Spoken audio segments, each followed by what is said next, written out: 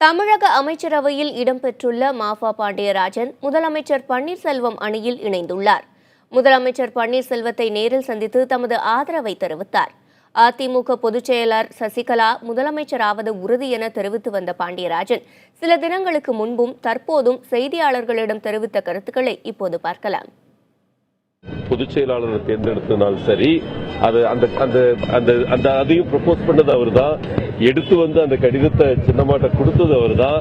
இன்னைக்கு திடீர்னு அந்த தேர்ந்தெடுத்தலே சட்ட ரீதியாக இல்லைன்னு சொல்றதெல்லாம் கடைந்தெடுத்த சந்தர்ப்பவாதம். என்னை பொறுத்த வரைக்கும் சின்னம்மா அவர்கள் பொதுச் செயலாளர் தேர்ந்தெடுக்கப்பட்டது 2800 பொதுக்குழு உறுப்பினர்களும் ஒன்றாக இணைந்து அவங்க எந்த ஒரு மாற்று கருத்தும் இல்லாம எல்லாரும் ப்ரப்போஸ் பண்ணது, அதை எடுத்து சென்று அம்மாவை கன்வின்ஸ் பண்ணது, அதுல முதல்ல இருந்தவர் ஓ பன்னீர்செல்வம் அவர்கள் தான். இப்போ அந்த இதுக்கு சட்டத்திலே இடம் இல்லைன்னு சொல்றதெல்லாம் எவ்வளவு பெரிய போலித்தனம். It's height of hypocrisy.